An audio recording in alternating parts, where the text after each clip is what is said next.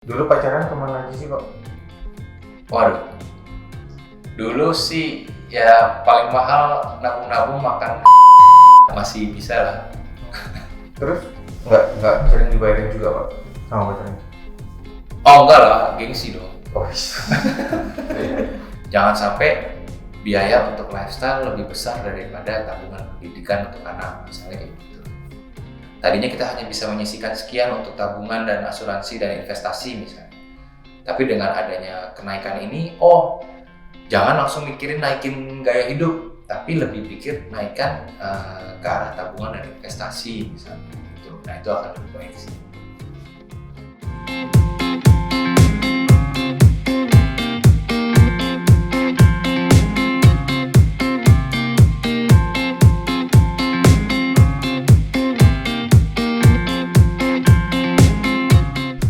Nggak pernah sih. Pernah banget. belum pernah, tapi kalau di bawah UMR pernah. Oh, nggak pernah. Ya pernah dong, kan namanya mulai karir ya dari nol ya.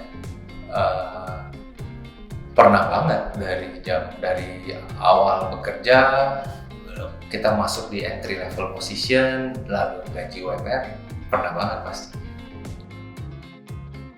Rencana keuangan itu adalah rencana yang kita buat untuk mengalokasikan keuangan kita sesuai dengan kebutuhannya. Yang rencanain uang kita mau dibagiin kemana?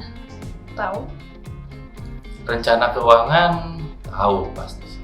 Ya itu ya, merencanakan keuangan, literally merencanakan keuangan kita untuk masa depan ya. Dan masa depan itu kan banyak ya. Kita punya rencana apa? Kita ingin berinvestasi, kita harus mempunyai asuransi, kita ingin mengalokasikan untuk kebutuhan pokok seperti biaya pendidikan, lalu pengen punya rumah, lalu pengen traveling ke luar negeri gitu. Nah, hal-hal itu semua tidak akan terjadi kalau kita tidak mempunyai perencanaan keuangan dengan baik ya. Ya atau kecuali kalau memang kita udah kaya dari lahir.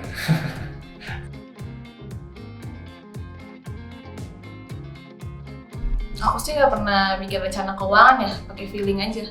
Mungkin sama aja kali ya, cuma lebih lifestyle-nya dikurangin aja sih. Sejujurnya setelah kita menghitung pengeluaran baru sih kita bisa membuat, tapi pada saat gaji UMR kayaknya sih agak kesulitan, tapi bisalah kita coba untuk direncanakan. Kalau gajinya UMR 60% tuh harus lo masukin buat kebutuhan, tapi usahain 40% itu tetap bisa ditabung. Jadi jangan ngikutin yang lifestyle yang terlalu high end juga gitu. Gaji tidak menjadi patokan sih menurut saya.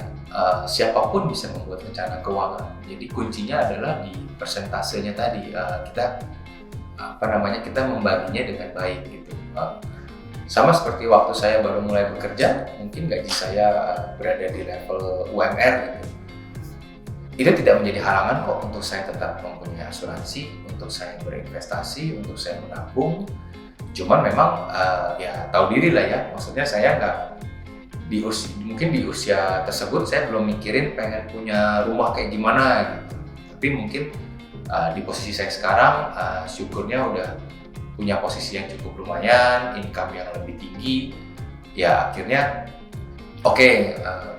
berubah. Jadi rencana keuangan itu berevolusi dengan berkembang lah dengan waktunya gitu, sesuai dengan kita berada di taraf hidup yang mana.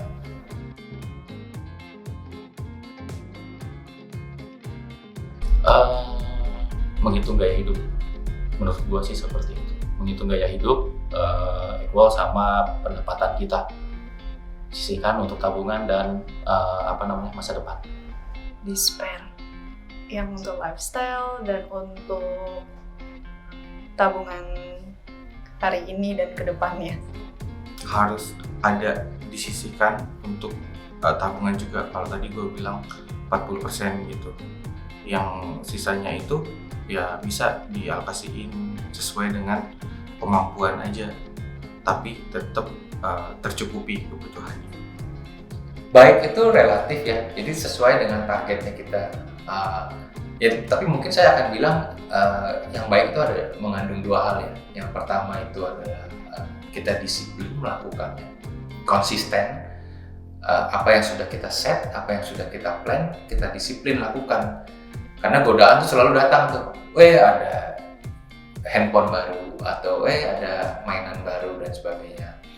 Ya itu bisa membuyarkan planning kita. Yang kedua selain berdisiplin adalah yang memprioritaskan yang lebih penting sih menurut saya. Misalnya jangan sampai biaya untuk lifestyle lebih besar daripada tabungan pendidikan untuk anak, misalnya kayak gitu.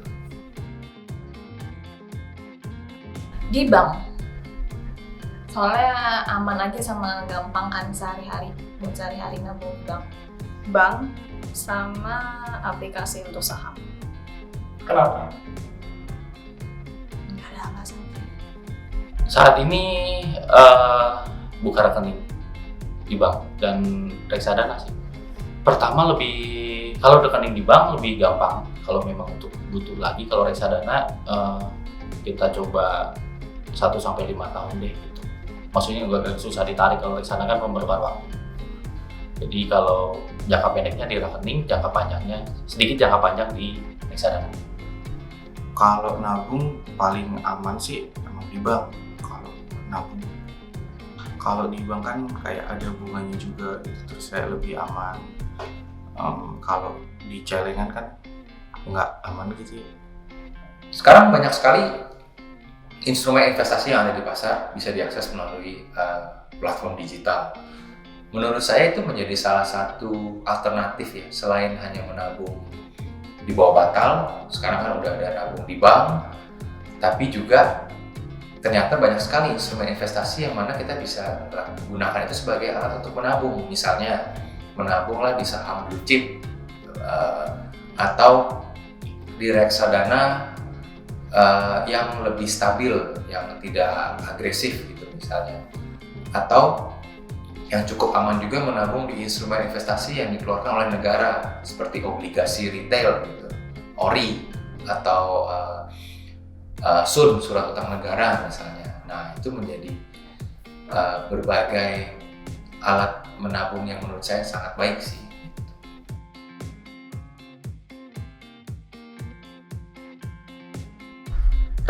Profil resiko dan si perusahaan investment. Mungkin harus konsisten sih. Konsisten untuk menabung, konsisten untuk pengeluarannya seberapa aja. Hal yang dijalanin, usahain konsisten nih dengan sesuai dengan rencana yang udah dibikin. Misalkan nih udah pengeluaran buat kebutuhan sehari-hari 1 juta, ya udah 1 juta aja, jangan ntar di akhir bulan jadinya 2 juta gitu. Konsisten intinya. Nggak ngerti buatnya, jadi pakai feeling aja kalau mau ngeluarin duit. Nah, saya sempat mention itu tadi, yang paling utama banget, selain kita sudah susun dengan baik, sudah kita prioritaskan mana yang lebih dahulu, mana yang lebih less priority. Yang kedua yang paling penting ya disiplinnya tadi. Jadi harus disiplin menjalankan itu terus menerus, dan kuncinya itu sih disiplin. Jangan sampai kita lepas dari apa yang kita sudah planningkan itu.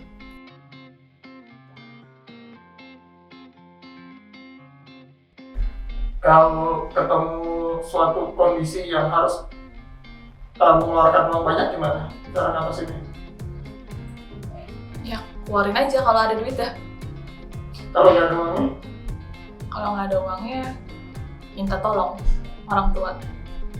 Karena saya pribadi ada spare untuk dana darurat dan dana untuk investasi, itu pasti saya akan menggunakan dana darurat ini kalau misalnya kenapa-kenapa. Melihat pendapatan kita. Jadi kalau ada lebih, gue biasanya masukin reksadana. Kalau tidak ada, masukin tabungan aja. Jadi bisa diambil lagi. Sesuai kondisi. Kalau perencanaan keuangan nih, misalkan nih dalam 1 bulan nih udah disisihin gitu, udah direncanain, misalkan mau beli baju gitu. Nah, anggaplah harganya bajunya 10.000 gitu. Jadi harus punya uang 100 kali lipat dulu dari itu harga baju. Jadi harus ada, kalau 10.000 kali 100 berarti kan 1 juta. Jadi harus punya 1 juta sebelum lu memutuskan buat beli baju. Karena apa? Karena nanti sisanya itu bakal dipakai buat kalau ada kondisi darurat. Pernah ngalamin situasi yang memaksa lo menyesuaikan rencana keuangan gitu? Pernah kayak lagi di jalan gitu tiba-tiba kayak kendaraan ketabrak gitu, terus mesti ke bengkel habis banyak gitu. Ya udah sesuai, karena itu kan nggak bisa nggak bisa ntar aja gitu dibenerinnya gitu. Nah, kondisi kan macam-macam ya. Jadi oke, kita baru mulai bekerja, income kita di level ini. Mungkin ketika kita baik itu kerja ataupun usaha atau apapun itu, ternyata kita suatu saat sampai di level ini.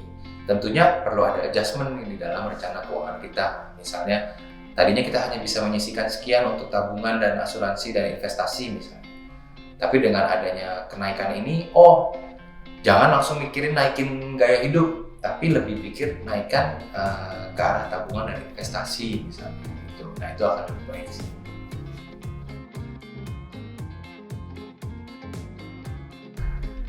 Iya, karena konsisten itu sih, asuransi itu lebih ke konsisten.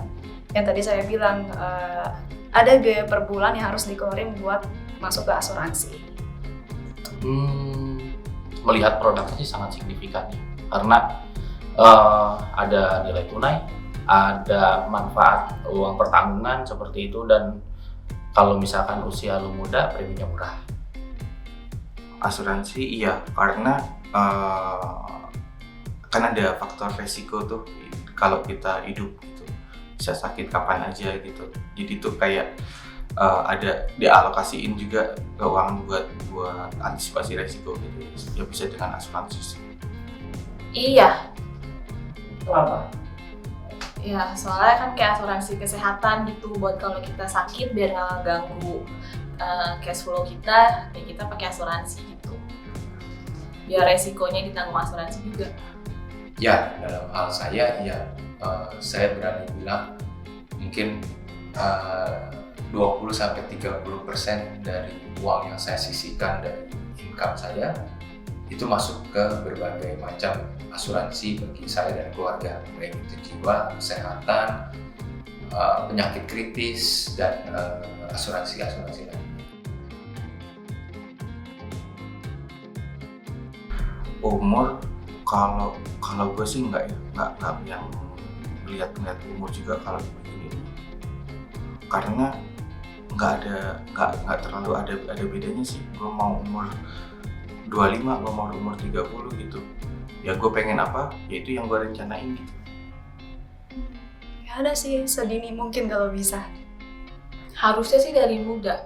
Tidak sih, menurut saya lebih cepat, lebih baik, lebih mudah kita melakukan lebih banyak hal yang hasilnya akan lebih baik, karena hukum compounding itu apa istilahnya, semakin awal kita mulai itu akan berlipatnya akan lebih besar. Jadi udah bukan mimpi lagi tuh mungkin bisa pensiun di usia muda misalnya, karena at some point saving dan investasi yang kita masukkan dalam rencana keuangan itu mungkin sudah bisa membiayai hidup kita dan keluarga.